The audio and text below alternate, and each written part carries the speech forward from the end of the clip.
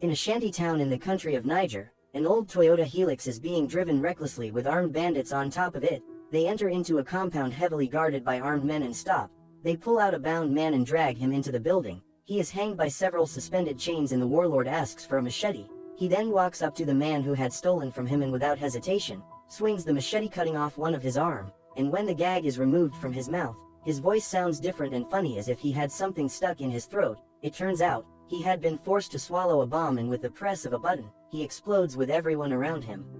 All this was done by a man called Agent 47, an assassin for hire who had been trained to be a ruthless killer from childhood. His activities had been noticed and picked up by two Interpol police called Mike Scott and his partner Jenkins. The two had followed him to the African country but are out of luck. Agent 47 had already completed his mission and had left for a new target in St. Petersburg, Russia. As 47 is sitting at the bar counter drinking his whiskey, a woman next to him introduces herself trying to seduce him, but when she gets too close to him, he just stands up and leaves her standing there. He had been trained not to feel emotions like love or fear, and by doing so, he had been reduced to just a human killing machine and nothing more. As precaution, 47 hides his two guns in an ice maker outside. He drops several balls to the floor just outside his hotel door and then attaches a pressure bomb to the door. He then proceeds to the balcony and ties a rope on it for emergencies, in case all the other safety measures don't work. He had been trained and works for an organization called the Agency. His next target is a Russian politician called Mikhail Belikov, whose recent political stance had made him an enemy and turned him into a target. 47 is instructed to make the execution public and for it to be witnessed by everyone around. And during the next Belikov's political rally, 47 is already there waiting for him. Belikov stops to answer some few questions from the media, and 47 sees his chance. He snipes him and the bullet hits Belikov on the head. 47 then quickly parks his gun inside a suitcase and blows it up to destroy the evidence and walks away. And just like that, 47 had already completed his mission, parked his bags and is already leaving the city. But before he boards a train, he receives a message instructing him to contact the agency. He is informed that someone had witnessed him and he needed to take care of her. And without hesitation, 47 agrees to remove the loose end. It was a lady by the name of Nika Baronina. As she is about to enter into a car, 47 appears from the back reaching for his gun ready to finish her. But before he killed her, Nika turns and looks at him directly. This confuses 47 as she does not seem to recognize him. But before he could do anything, a bullet misses him and hits a passerby. It was a setup. Another agent had been sent to finish him as he was the loose end. Majestically, 47 walks away hiding in between the panicked people and manages to escape. At the same time, the two Interpol police Mike and Jenkins arrive in St. Petersburg as they knew he was responsible for the shooting. The Russian intelligence had found 47 and knew where he is hiding, and the two Interpol officers make their way there. Police had already surrounded the place and are ready to go in for him. Unknowingly, 47 is in his room confused as somehow Belikov had survived the headshot. The police walk up to his door and step on the balls outside his room alerting him. When they try to break down the door, they trigger the pressure bomb and it blows up. 47 runs and grabs the rope on the balcony and swings into the house below his. He walks down the hallway and takes two guns out of the ice maker and is now ready for war. He runs and opens fire on the police who were waiting for him. He opens the elevator doors and jump on top of it. He then opens the roof and shoots all the police inside looking for him. As he is walking down the corridor, his location is known and Mike runs upstairs towards him. He appears from behind and orders 47 to freeze while pointing a gun at him.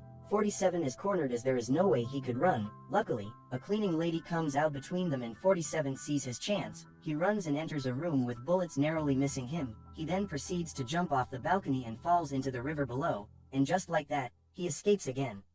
His room had been completely destroyed by the explosion, and very few things had been left intact for Interpol and Russian police to use for their investigation. But also, the two groups have some conflict of interests, as it is very clear that the Russian intelligence led by Yuri Marklov does not want Interpol there and does not hesitate to tell them. To Mike, he feels like Yuri is trying to hide something. On the other hand, 47 enters a store and changes his clothes. He then buys flowers and goes straight to Nika's door and pretends to be a delivery man, and as soon as she opens the door, 47 grabs her by her throat and drags her outside. He opens the trunk and throws her inside before driving off. He stops in an empty hotel room as he wants some answers from her, as he is sure that he had killed Belikov and suspected that the one on TV was an imposter. When Nika does not give him what he wants, he pulls out a gun and points it to Nika's head, but before he pulls the trigger, he sees the tattoo on her face and hesitate. It reminded him of his own tattoo and he does not kill the girl. He realizes that she was being used to set him up, and both him and the girl were supposed to be killed. 47 knows that all the outgoing terminals are heavily guarded, so he hatched another plan. He wants to go deeper into Russia and find an escape route from there. But his plans are anticipated by Mike Scott, who was waiting for him in the train station.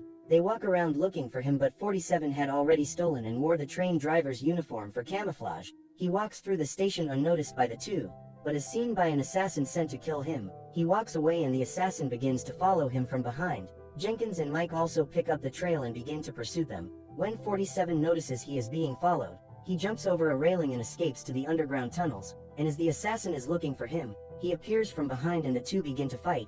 47 is much stronger and faster, so he easily outpower him and drop him on the ground. But before he finishes him, he sees a shadow and goes to investigate. He hears some noise from the nearby stationary train and enters. There, 3 more assassins come out of hiding with their guns drawn. After a small standoff, they all agree to drop their guns and pull out their swords and begin to fight. The 3 gang up against 47, but he is a much better fighter and he easily dominates the fight. They try to hold him, but he easily overcomes. He flips one of the assassin over and sticks a sword into his back, killing him. The other tries to jump on him, but he also meets the same fate, and as he is walking away, the third tries to attack him with swords, but 47 retaliate with double kicks, knocking him out the train. He then follows him outside and the two begin to fight. 47 tries to crush him with an iron mat, but he is held by the legs and pulled under. 47 uses the little room available to completely dominate the fight, and before long, he takes his belt and uses it to hang and choke the assassin to death. After properly discarding the bodies of the 3 assassins, 47 goes back to the first one and finishes him off. At the same time, Jenkins catches up to them. 47 quickly jumps out of his hiding spot and attacks him, taking him as a hostage. And when Mike sees this, he is left with no choice but to negotiate for the safe release of his partner. He begs for his partner's life and even drops his gun. 47 takes this chance and shoots him in the chest, but before he finishes him, Nika begs 47 to spare the officer's life, and he does. By the time the paramedics arrive, 47 had already left and is very far. He is not happy with Nika, as she had interfered with him earlier on by begging him to spare the officer's life. He gives her a firm warning and Nika agrees never to do that again. On the other hand, Yuri is still insisting that Mike and his partner Jenkins should leave the country, but now more than ever, Mike is convinced that Yuri is hiding something. Yuri receives a call from his higher-ups. They are getting impatient as one man had costed them a lot and is leaving a trail of bodies everywhere he goes. This conversation is being listened to by the 2 Interpol officers who had hid a listening device on Yuri's jacket, and sure enough, their suspicions are correct. Yuri is involved with the entire thing. 47 is now in Moscow, Russia, and had arranged a meeting with a CIA agent, but he takes every precaution. He wants a favor from him, and in exchange, he is willing to do a job for them. He is willing to take care of Belikov's little brother called Udray, who the CIA wanted gone. Udray is a trafficker of almost everything illegal. He is to meet with a German arms dealer named Price in Istanbul, Turkey, and according to the information given to him, Udray and Price have never met, and 47 plans to use this to his advantage. He travels to Istanbul, Turkey, and goes to a restaurant where Price is having his supper.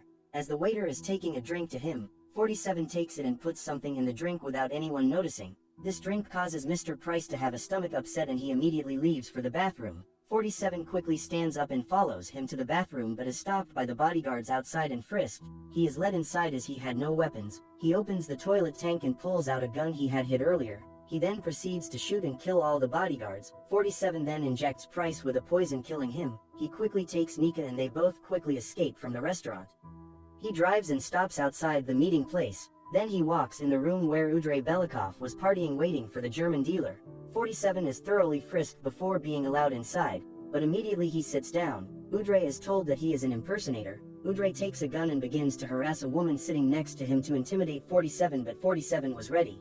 He throws his briefcase on the table and it blows up, and in that commotion, he loads the guns on the table and starts opening fire at all the criminals in the room. They try to shoot back, but 47 hides behind a pillar waiting for his chance. Udray is firing back and 47 had to jump over a counter as bullets fly all around him. He picks a grenade and throws it, blowing everything and everyone to pieces. He walks up to Udray and shoots him on the head and leaves the body in a pool of blood to send a message to Belikov. The bond between 47 and Nika had grown, and the two had started to trust each other. They drive towards the Russian-Turkey border trying to sneak back into Russia. 47 wants to finish his mission and kill Belikov, as long as he is alive, he would never stop hunting for them. Nika tries to beg him not to go, but 47 had made up his mind. When the train stops, 47 says his final goodbyes to her and walks away, leaving her there filled with emotions. Yuri is summoned by the imposter Belikov to express his frustrations. He is very unhappy as the one man who knows that he is a double is still alive, and he is ordered to find and finish him. But that night as Yuri was in his office, the lights went out. He walks slowly and carefully down the corridor trying to investigate what was happening, and suddenly, 47 jumps from behind and takes him hostage. When he wakes up, he is tied using barbed wires to a bathtub filled with water connected to a generator. He also has a radio taped to his hand. He is told to order the shooting of his friend Belikov or else the generator will be turned on and he will be cooked alive. Yuri tries to beg for his life but 47 is not having it as he leaves him there screaming for help, but no one could hear him. Belikov arrives at Udray's funeral. The place is surrounded by highly trained soldiers including snipers ready to protect him. The two Interpol officers Mike and Jenkins are also present as they are sure 47 will come to finish what he had started. They try to warn the Russian army commander but he does not listen. Belikov begins to give a speech and time is running out for Yuri who is in full panic mode, and as soon as the radio comes on, he gives out new instructions to the sniper. He instructs the sniper to shoot Belikov in order to save his own life. The sniper shoots but the bullet hits the bulletproof glass and does not reach Belikov. Panic erupts in the building and Belikov is quickly led away, and as the civilians try to run out, soldiers release gas in the building to knock them out and make sure no one escapes. As the soldiers are trying to lead Belikov away, 47 appears behind them wearing a soldier's uniform. He knocks Belikov to the ground and opens fire at his entire protection team and takes Belikov hostage. He shoots his way to an empty room but as soon as he enters, another assassin was waiting for him and the two begin to fight, very easily and quickly. 47 overpowers the assassin. He breaks his arms and legs before stamping on his head and killing him. Outside the cathedral, Mike is having a weird feeling, and as he is looking around he sees something familiar. He notices the same writing and symbols on the church was on a key he had taken from 47's room earlier. He realizes that all this was part of his plan. He quickly asks and is told it opens a room in the southwest tower, and together with Russian soldiers they start to run towards that direction. At the same time, 47 is interrogating Belikov's imposter. It turns out, he was the one who ordered the killing of the real Belikov and wanted to kill the two as they were loose ends. Belikov tries to offer a truce and promises to leave the two alone in exchange for his life. But 47 is not having it. He shoots him on the head as that was his plan all along. A helicopter appears from the back and opens fire inside as they had seen him shoot Belikov. Luckily, he jumps behind a table and remains unharmed and untouched. He sits on the same chair Belikov was sitting in, and surrenders waiting to be arrested. And sure enough, soldiers burst through the door and arrest him. Mike could not believe it. The criminal he had been chasing all along was now in his possession. But as they are driving away, their way is blocked by several cars. It was the CIA led by the man 47 had made a deal with, and in that confusion, 47 escapes from the car.